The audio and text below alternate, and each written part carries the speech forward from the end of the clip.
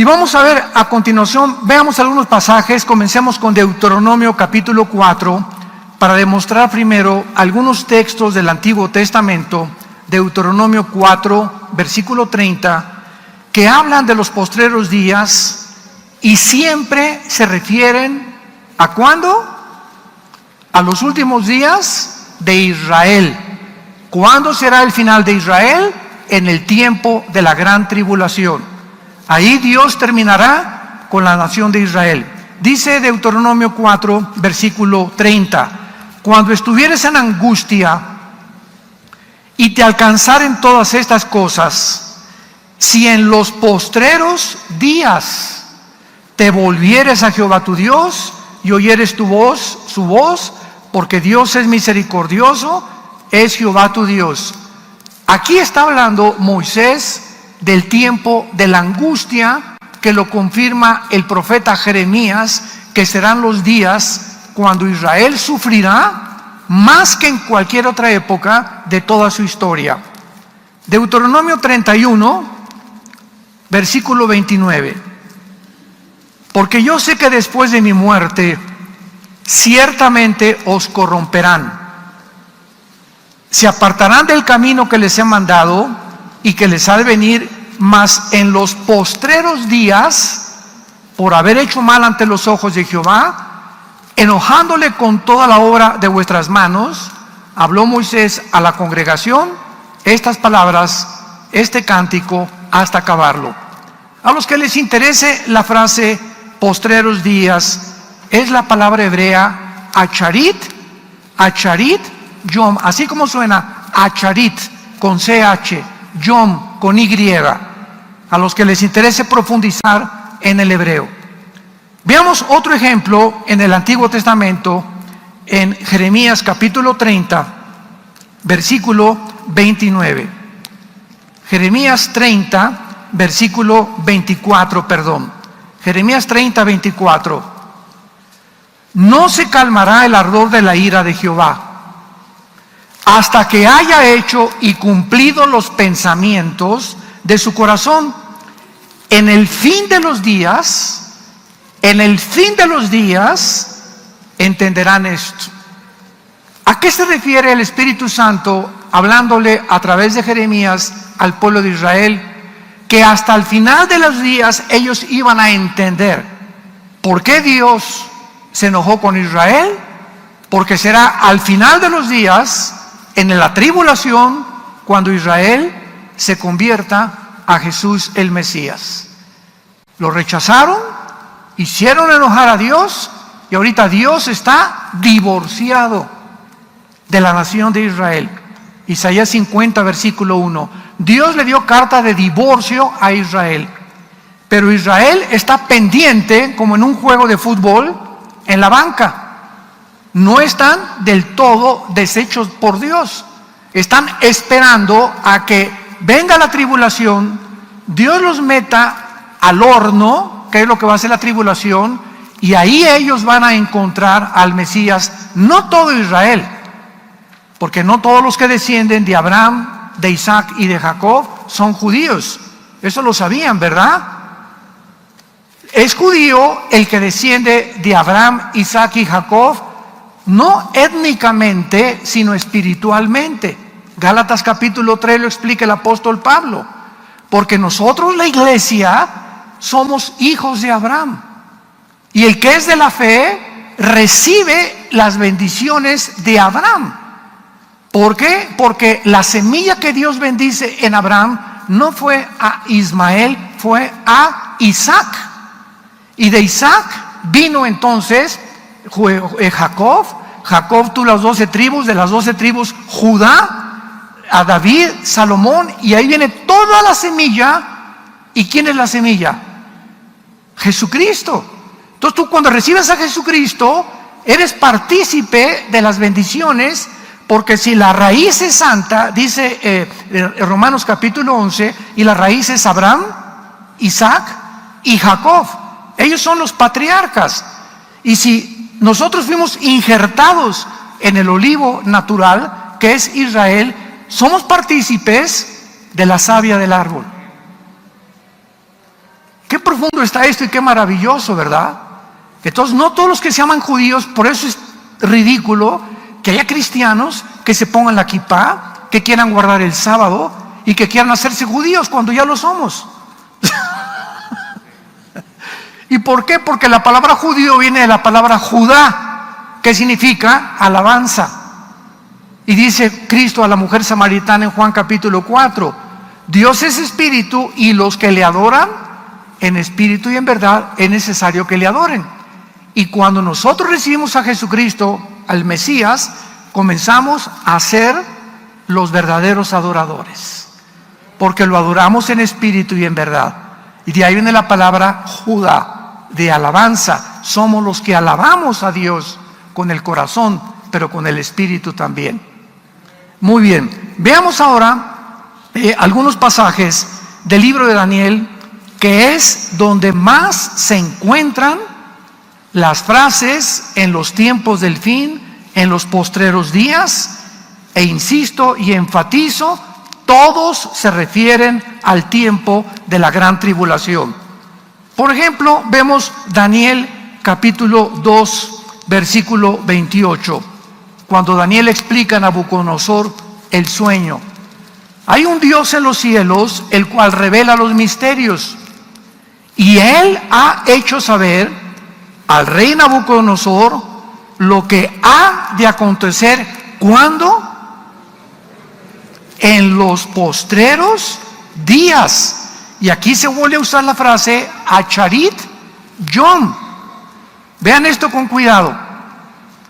El rey tuvo una visión de una estatua con la cabeza de oro, los brazos de plata y el pecho, el vientre de bronce, las piernas de hierro y los dedos de los pies de bronce mezclados con barro. Y cuando el rey le preguntó a todos los discípulos de Walter Mercado, ¿verdad?, que en paz descanse, y a todos los astrólogos y ocultistas y videntes, la interpretación no la pudieron dar, porque el sueño venía de Dios. Pero Daniel, que se encontraba como jefe de los magos y de los astrólogos, enseñándole las cosas del Antiguo Testamento, le llamó el rey y le dio la oportunidad que Daniel interpretara el sueño.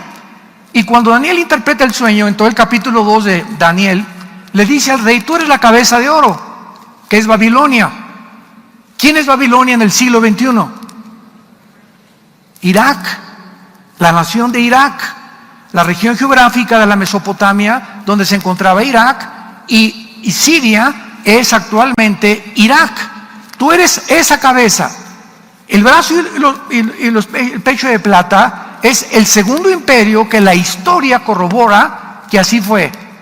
¿Quién siguió de los babilonios, señores historiadores? Los medos persas.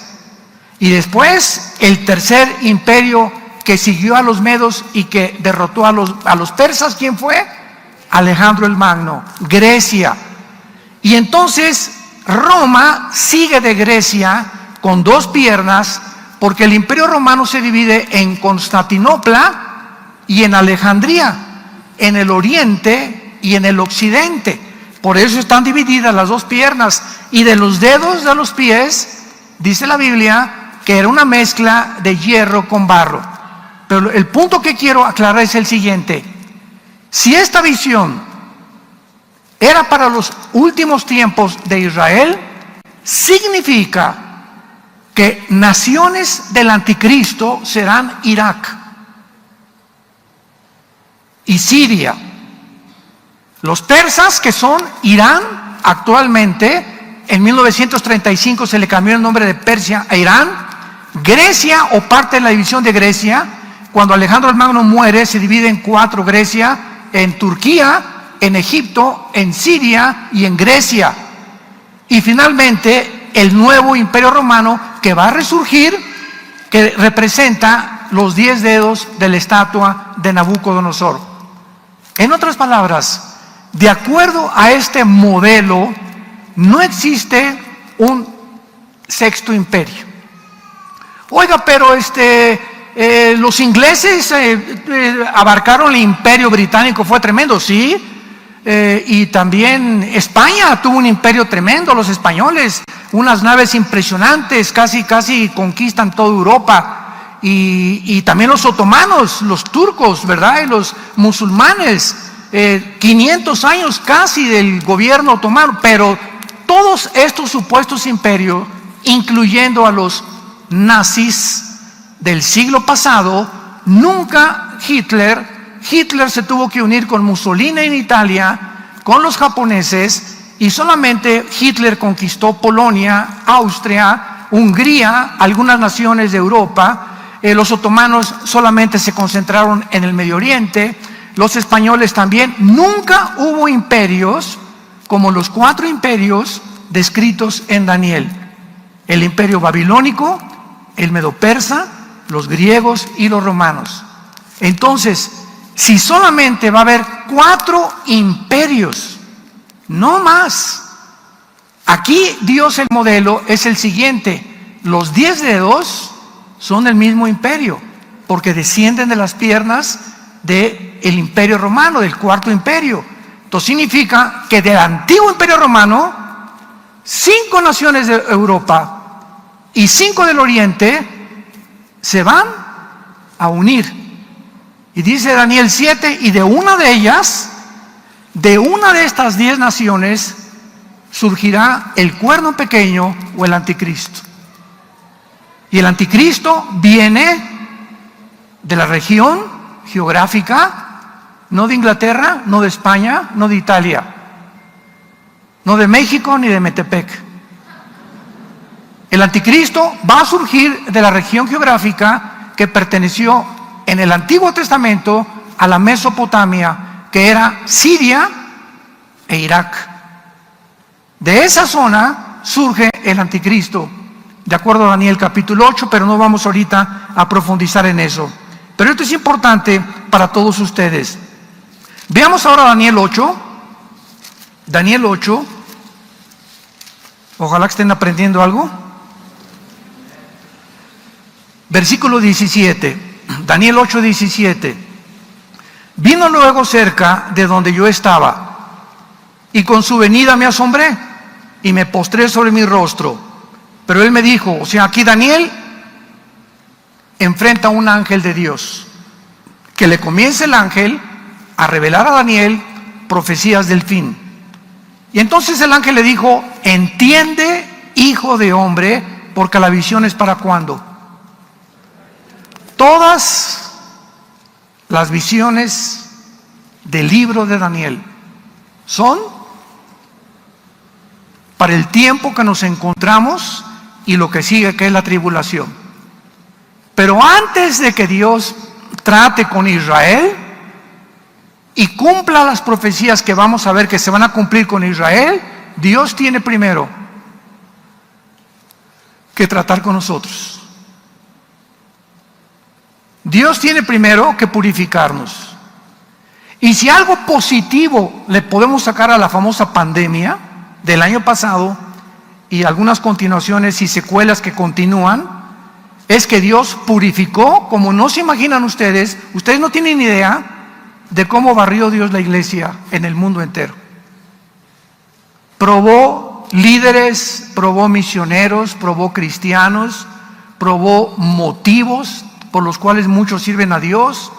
El miedo paralizó a muchas personas. El miedo te impide actuar, te desconcentra, no puedes pensar racionalmente por el temor. En fin, ¿verdad? Hubo una limpia.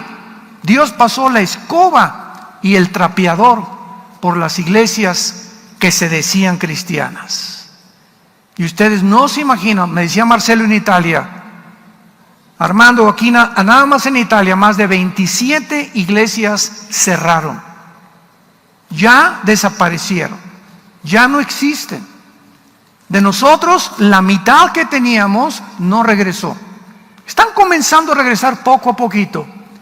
Pero todo esto no es más que una limpia de Dios para purificar a los que no son, que de una vez se sepa quiénes no son.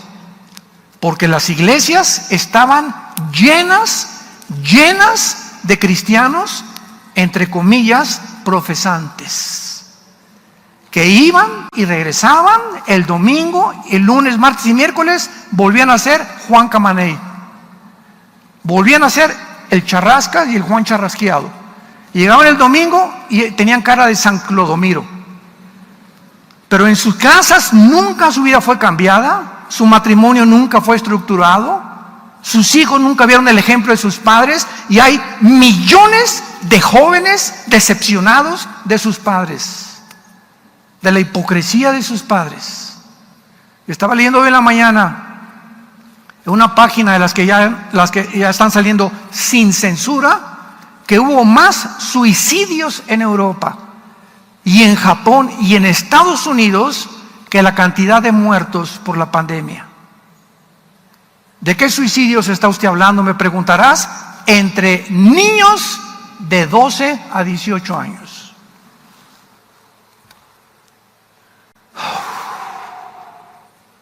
¿Por qué no están en los medios de comunicación esta información? Adivínalo. ¿Por qué no está estas publicaciones? ¿Por qué hasta ahorita comienzan algunas páginas a sacar realidades? Porque la historia nos enseña que el hombre no aprende de la historia.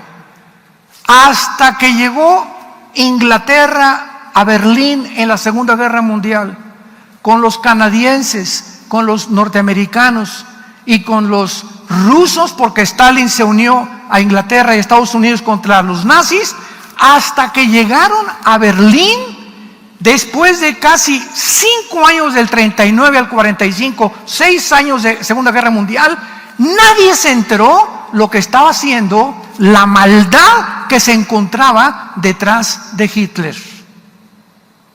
Los experimentos genéticos que hicieron con millones de personas.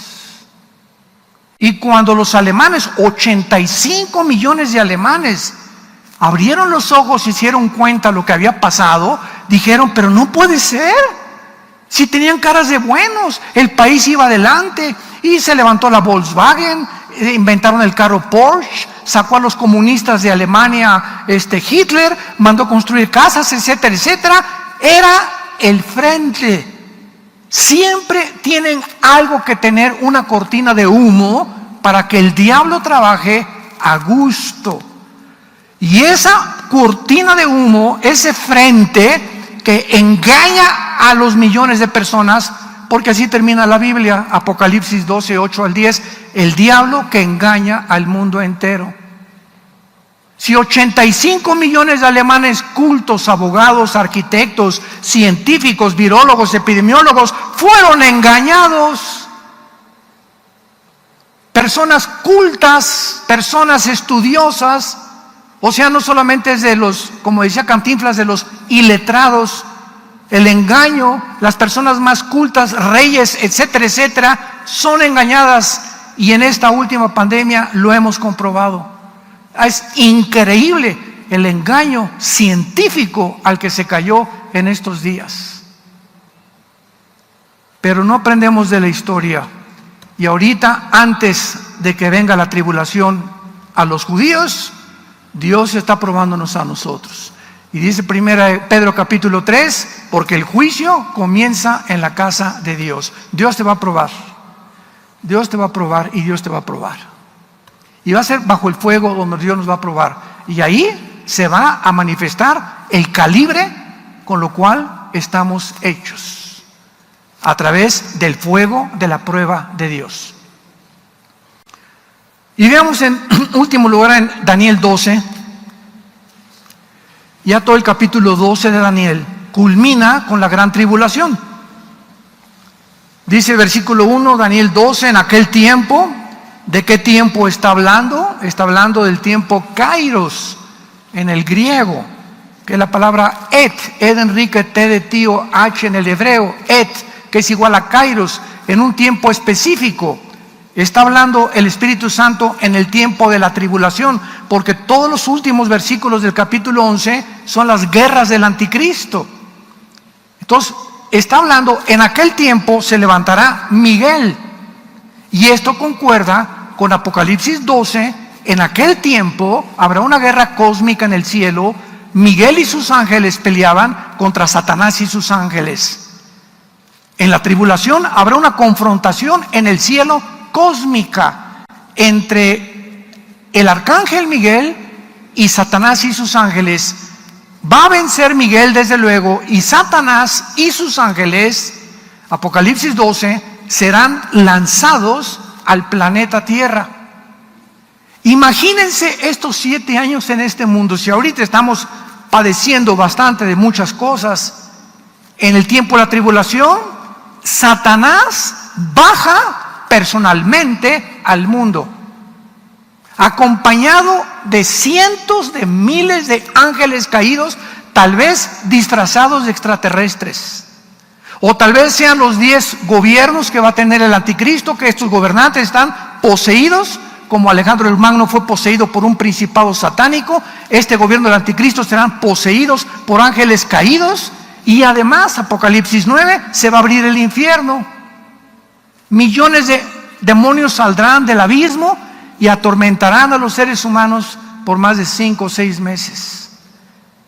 Y agrégale que el anticristo va a hacer señales, el falso profeta, señales y prodigios. El mundo, si ahorita estamos siendo engañados en muchas cosas, imaginémonos cuando haya fenómenos sobrenaturales y fenómenos cósmicos. Ya los ovnis van a desaparecer en el tiempo de la tribulación. Los que tripulan los ovnis son los que van a bajar aquí, disfrazados de extraterrestres.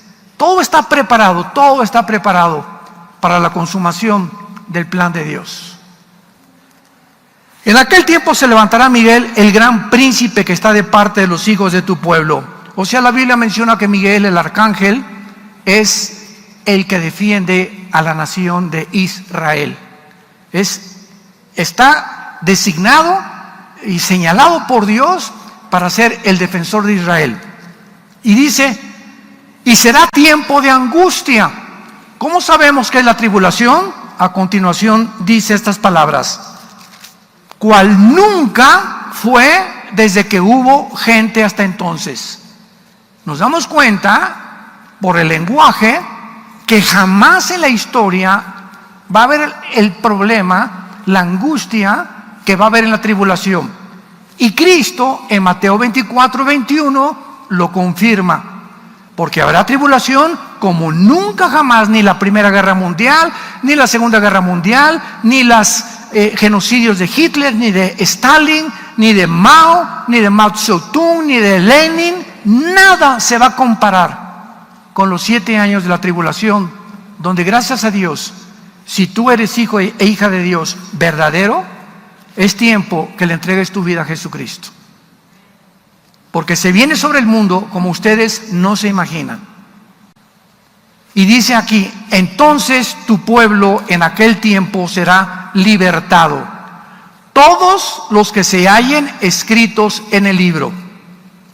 Muchos de los que duermen en el polvo de la tierra serán despertados, unos para vida eterna y otros para vergüenza y confusión perpetua. Noten el versículo 3, los entendidos, que es la palabra en el hebreo sakhal, S-A-K-H-A-L, sakhal, los entendidos. ¿Quiénes son los entendidos? En este tiempo que estamos viviendo, ¿quién ha entendido lo que está pasando en el mundo? Nadie levante la mano. ¿Quién ha entendido? ¿Quién ha entendido? De todos los que nos escuchan, ¿quién ha entendido en estos últimos 16 meses, 18 meses, que detrás de todo se encuentra Satanás? No veamos a epidemiólogos, ni a virólogos, ni aquí, ni que organizaciones. 1 Juan 5:19, el mundo entero se encuentra bajo el maligno. Entonces, cualquier alteración en el mundo como la que hemos tenido, detrás se tiene que encontrar el príncipe de las tinieblas, forzosamente. Y si se encuentra detrás de los hombres son títeres nada más. Efesios 6:12, no tenemos lucha contra sangre y carne. No es la lucha entre nosotros, ni contra los nazis, ni contra ni contra tu suegra, ni contra tu vecino. Nuestra lucha es espiritual.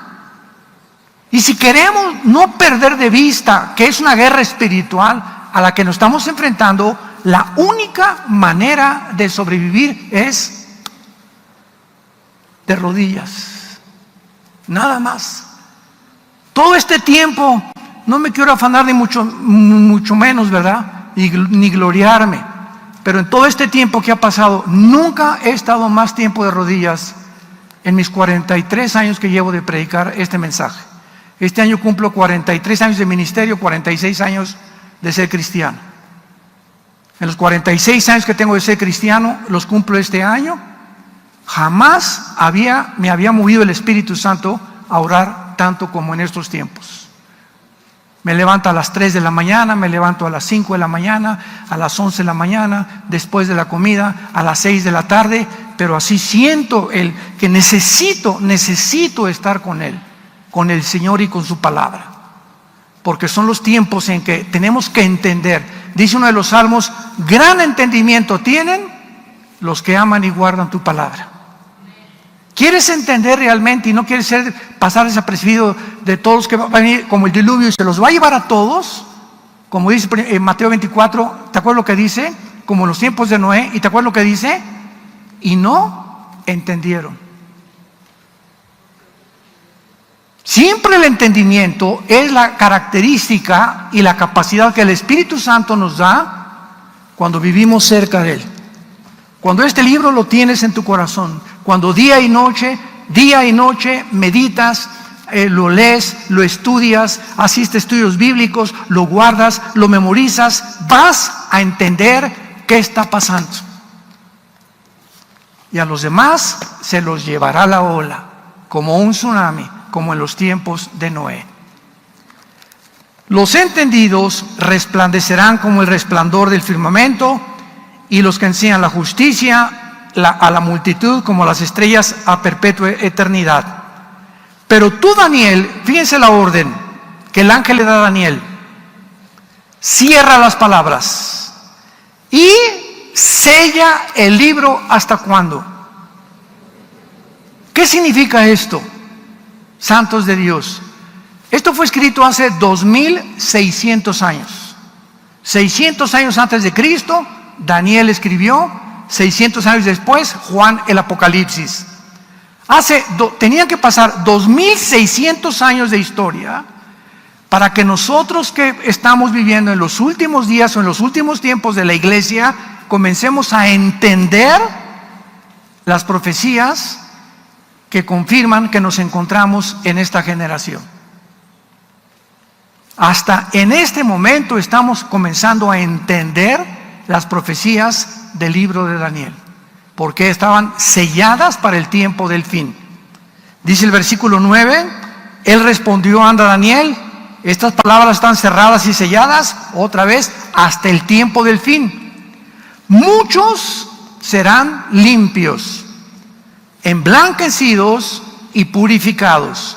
Los impíos procederán impíamente, y ninguno de los impíos, ¿qué dice?, entenderá. Tú eres hijo e hija de Dios, o eres impío, o eres una impía.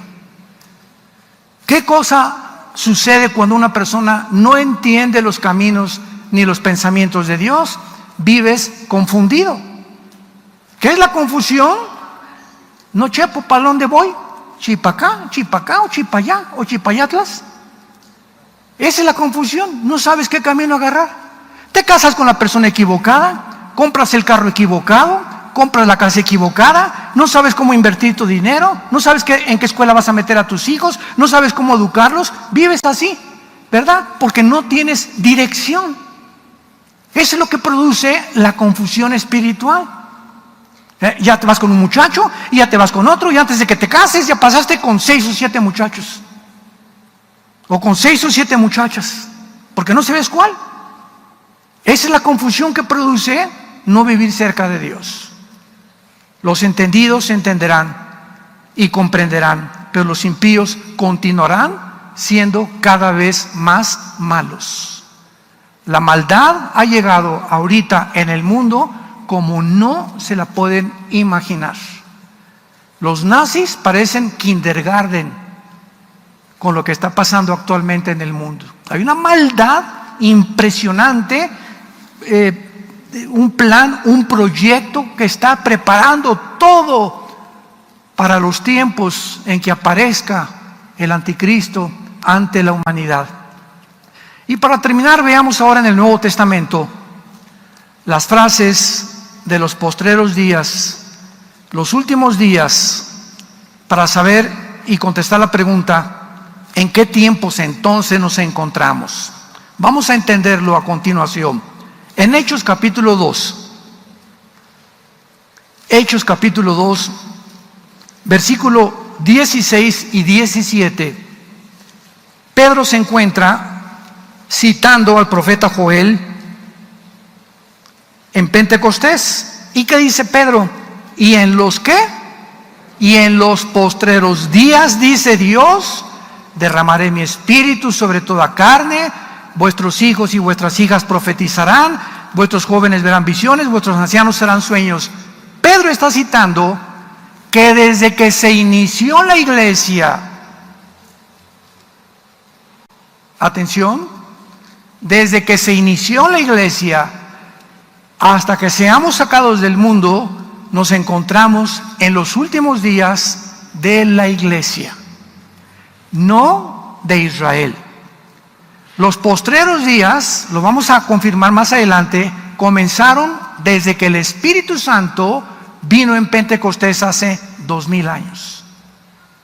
Nos encontramos en los últimos días o en los últimos tiempos de la iglesia.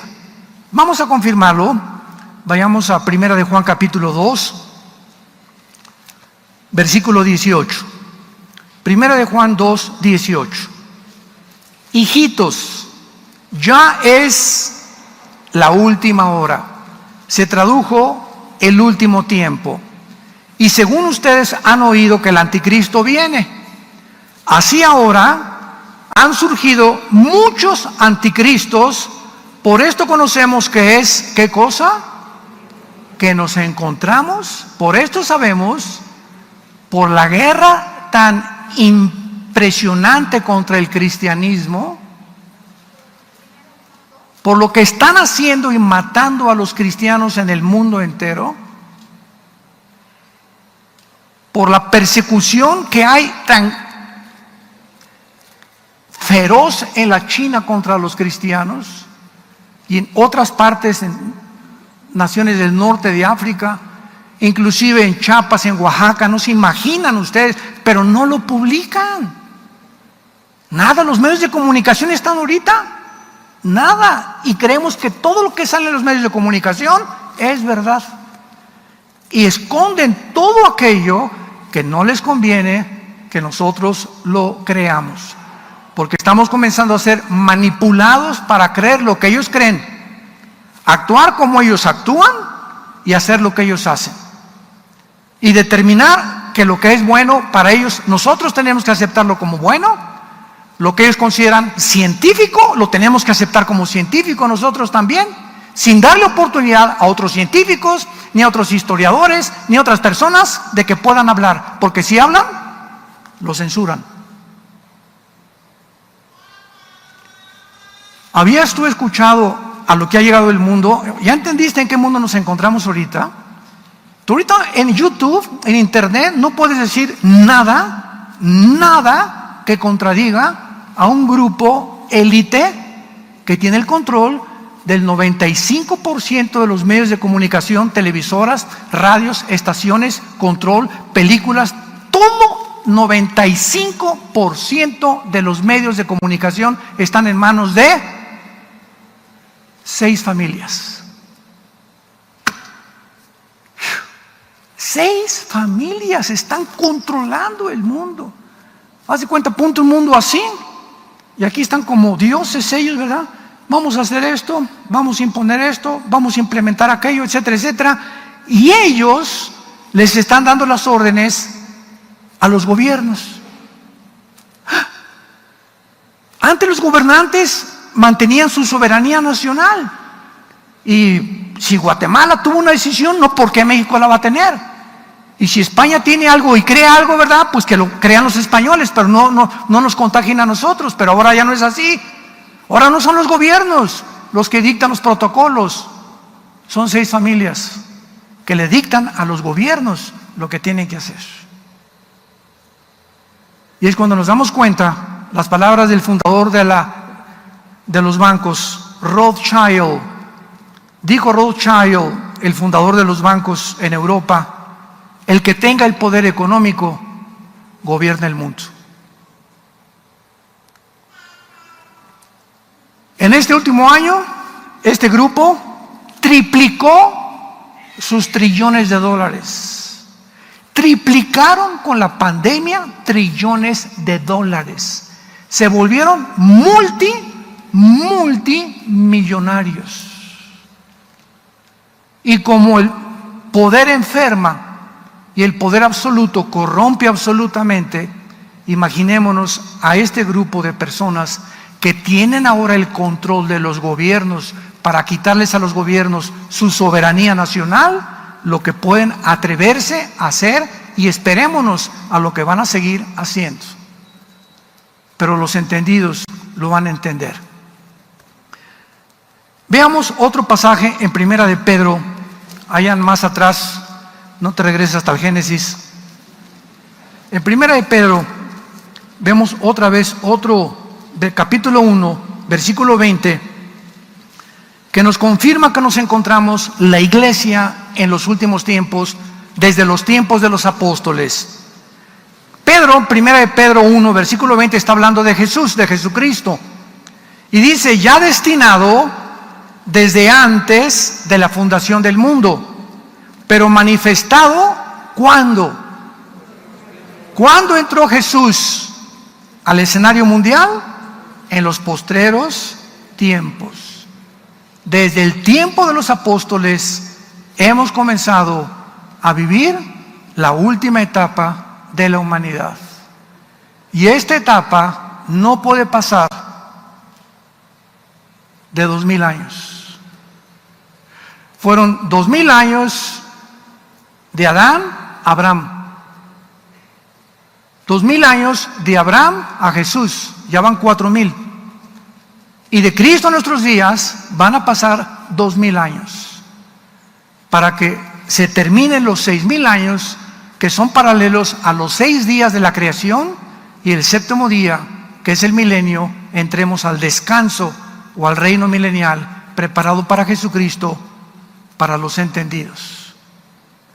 Esto es maravilloso, porque esto nos coloca, nos ubica en una posición, ¿verdad?, en la que podemos entender que toda esta época de la iglesia está considerada como los últimos días. Sin embargo, no es lo que la mayoría de los cristianos, para terminar, entienden cuando preguntan: ¿estamos viviendo en los últimos días? Entonces, cuando una respuesta bíblica es claro desde los apóstoles, pero cuando muchos cristianos hacen esta pregunta, no quieren decir eso. Lo que quieren saber es si Dios está cumpliendo las profecías prometidas para estos días en el tiempo en el que estamos viviendo. Y para contestar esta pregunta necesitamos ver rápidamente algo del Antiguo Testamento para que podamos corroborarlo. Por ejemplo, los judíos, o la historia para los judíos, consiste en 2 épocas. Los judíos ven la historia en 2 épocas, nada más. Una, la época presente, en la cual Israel continúa esperando al Mesías. Y la otra época para ellos comenzará cuando el Mesías venga y establezca su reino. Un tiempo de juicio, de devastación, de liberación de Israel antes de la venida del Mesías será para los judíos el último tiempo, los últimos días para ellos. Y el lenguaje que se usa en el Antiguo Testamento para los tiempos finales es para referirse al tiempo de la tribulación. Lo vuelvo por tercera o cuarta vez a repetir. La frase los últimos tiempos, postreros tiempos en el Antiguo Testamento se refiere a los tiempos de la tribulación, o sea, el tiempo que culminará con la segunda venida de Jesucristo para este tiempo y reino milenial. Y vemos nosotros claramente que entonces nos encontramos en los últimos días, desde que comenzó la iglesia pero no estamos en los últimos días de la nación de Israel. En primera de Pedro 4:7 dice así, este versículo me encanta, siempre que contesto correos les mando este versículo. Primera de Pedro 4:7, mas el fin de todas las cosas se acerca. Sean sobrios y velen en oración. ¿Quieres un consejo? Primera de Pedro 4:7, te lo acabo de dar. El fin de todo ya terminó. Nos encontramos en una generación maravillosa, testigos de que este libro es la palabra de Dios, que no hay nada ni torcido ni perverso en este libro. Todas las cosas que están escritas en este libro son rectas para los que entienden y razonables para los que han encontrado la sabiduría. Porque la palabra de Dios es viva y eficaz y más cortante que toda espada de dos filos. Y en esta mañana ha entrado para partir y dividir tu alma y tu espíritu, las coyunturas y tus huesos. Y para que tú puedas entender que una vida tienes, una vida tenemos, una sola, no dos ni tres, una. Porque no hay purgatorio, no hay limbo, no hay reencarnación. Una vida tenemos para que hoy, que escuchas esta palabra, hagas firme tu convicción con el Señor Jesucristo, que fue crucificado, fue enterrado y fue resucitado a los 3 días. Y ahora se encuentra sentado a la diestra del Padre, esperando venir por nosotros. Pero mientras viene por nosotros, Él se encuentra intercediendo por nosotros, para que nuestra fe no falte.